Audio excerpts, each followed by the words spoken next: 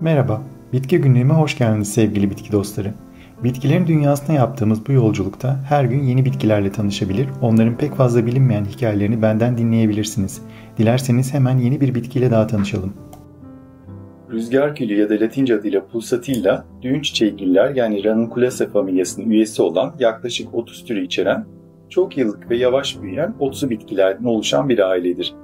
Bitkiye çiçeklerinin rüzgarda titreşen narin yapısı nedeniyle Latince sallanmak ve titremek anlamlarına gelen pulsare sözcüğünden türetilen bir isim verilmiştir.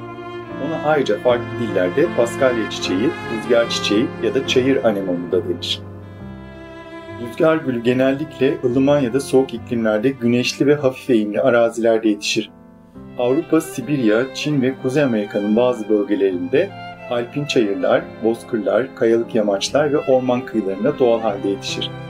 Tanımlanan ilk rüzgar gülü türü olan Pulsatilla vulgaris 1753 yılında botanik literatürüne girmiştir. Daha önceleri anemon cinsine dahil edilen bu bitki, bazı sınıflandırmalara göre hala Anemon patens adıyla bilinmektedir. Fakat günümüzde artık kendine ait bir aile olan Pulsatilla cinsi içinde sınıflandırılır. Rüzgar gülünün derin girintili, tüylü ve bazal rozet şeklinde dizili yaprakları, genellikle mor, lavanta, beyaz, pembe ve nadiren kırmızı tonlarda iri çiçekleri bulunur. İlk çiçeklerini bahar başında, genellikle paskalya döneminde sergilediği için çoğunlukla paskalya çiçeği olarak bilinir. Bazı kuş türlerinin tükettiği tohumlarını genellikle rüzgarlarla yayan rüzgar gülünün belirgin bir kokusu yoktur. İlkbaharın erkenci çiçeklerinden olması nedeniyle arılar ve erken uyanan böcek türleri için önemli bir nektar kaynağıdır. Rüzgar gülü tüm organları zehirli olan bir bitkidir. Temas halinde ciltte tahrişe yol açabilir. Kazayla yutulduğunda ise mide bulantısı, kusma ve kalp ve dolaşım sistemiyle ilgili sorunlara yol açabilir. Dolayısıyla gıda amaçlı kullanılmaz. Bitki kuru haldeyken toksitesi azalır. Geçmişte geleneksel tıpta adet bozuklukları, baş ağrısı ve uykusuzluk gibi sorunların tedavisinde kullanılmıştır. Rüzgar gülü süs bitkisi olarak sevilen bir bitki türüdür.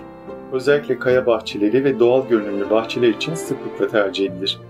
Henüz çiçeklenmeden de güzel görünümlü yaprakları nedeniyle de estetik bir değer taşır. Bitki tohumdan üretilir ve tohumları kurutulmadan ekilmelidir. Bitkinin yüzeye ekilen tohumları sadece bol ışık aldığında çimlenir. Drenajı iyi, kumlu veya çakılı toprakta, güneşli ama sert rüzgarlardan korunaklı ortamlarda yetiştirilmelidir. Bitki fazla su istemez ve yetişkin bireyleri soğuğa oldukça dayanıklıdır. Kırmızı çiçekli varyetesi Pulsatilla vulgaris rubra ve beyaz çiçekli Pulsatilla vulgaris alba bahçecilikte en çok ilgi gören ödüllü kültür çeşitleridir. Rüzgar gülü Avrupa kültüründe baharı ve yeniden doğuşu simgeleyen kutsal bir çiçektir. Rüzgar gülünün çiçek açması bereket ve sağlık habercisi sayılır. Aynı zamanda bitkinin kötü ruhları uzak tuttuğuna da inanılır ve bu nedenle kurutulmuş çiçekleri tılsım olarak taşınır. Büyü uygulamalarında dişil enerjiyi yükseltmek için kullanıldığı bilinmektedir. Çiçeklerin dilinde rüzgar gülü ifade edilmeyen sevgi ve gizli duyguları sembolize eder. Rüzgar gülü aynı zamanda vedalaşırken verilen çiçeklerdendir. Çünkü kesme çiçek olarak verildiğinde çok kısa sürede solar. Rüyada rüzgar gülü görmek yeni bir başlangıç, zorlu geçen kış mevsiminin ardından gelen umut ve uyanış şeklinde yorumlanır. Venüs gezegeninin etkisindeki rüzgar gülü balık burcunun çiçeklerindendir. Hassasiyet, duygusallık ve üçüncü göz ile bağlantılıdır. Rüzgar gülü Orta Çağ'dan bu yana en çok resmedilen bitkiler arasında yer alır. Ona Alman romantik dönem resimlerinde ve botanik gravürlerinde rastlanabilir. Japon resim sanatında bitkinin dağınık saçlı yaşlı bir adamı andırdığı düşünülen tohumları nedeniyle bilgelik sembolü olarak betimlenmiştir. Ve sıra geldi bu çiçeğin Orta Çağ Avrupa'sından kalan hikayesini anlatmaya. Çok eski zamanlarda yüksek sıra dağların eteklerinde saklı, sislerle örtülü ormanların kalbinde iki peri kız kardeş yaşanmış. Kız kardeşlerden küçüğü ilkbaharın perisiymiş. Her adımıyla tomurcuklar uyanır, söylediği şarkılarla nehirler coşar, kuşlar kanat çırparak gökyüzüne dönermiş. Neşesiyle dağları bile güldürür, ışıl ışıl varlığıyla her canlının yüreğine sevincin tohumlarını ekermiş. Onun gelişiyle ormanlar canlanır, çiçekler coşkuyla açar, gökyüzünün mavi rengi daha da fazla parıldarmış. Büyük olan kardeş ise sonbaharın perisiymiş. Sessizliği sever, sözlerinden çok bakışlarıyla konuşur, hayallerle ördüğü iç dünyasında doğanın yavaş yavaş içe kapanmasına eşlik edermiş.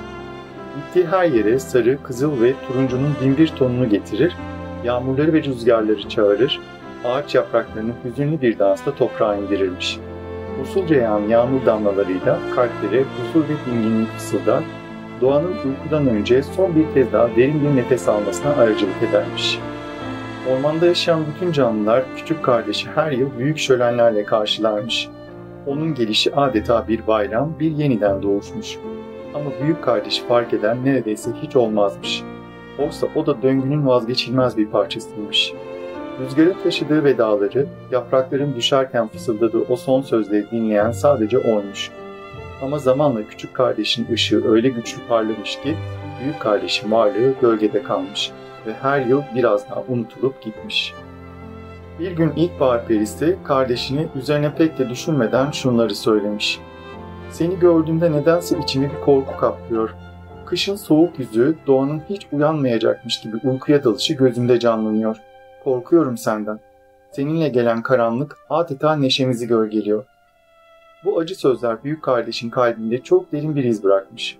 O günden sonra artık istenmediğini kabullenerek tek kelime dahi etmeden sessizce dağların eteklerine çekilmiş. Kimsenin görmediği ıssız bir vadide içindeki hüzün, yalnızlık ve unutulmuşluğun ağırlığıyla baş başa kalmış. Uzun süre içinde tuttuğu gözyaşları nihayet sel olup yüreğinde taşıdığı incelik, sabır ve karşılık bulamayan sevgiyle birlikte akıp toprağa karışmış. Adı bir daha asla anılmadan ve yeryüzünden silinmeden hemen önce ruhunun en saf parçası o toprakta çiçeklenmeye hazırlanan bir tohuma dönüşmüş. Aylar geçmiş ve nihayet kış sona ermiş. İlkbahar yeniden gelmiş. Küçük kardeş hemen nehirleri uyandırmış, çiçeklere hayat vermiş, kuşlara söyledikleri şarkılarını anımsatmış. Ama dağların eteklerinde dolaşırken çoğu zaman gölgeli kuytularda duyduğu ablasının o tanıdık sesini duyamamış. Kardeşine seslenmiş, onu aramış ama boşuna. Ve sonunda bir kayalığın yamacında hiç görmediği güzel bir çiçekle karşılaşmış. Kadife gibi tüylü, zarif bir çiçek rüzgarla usulca salınırken adeta ona tanıdık gelmiş.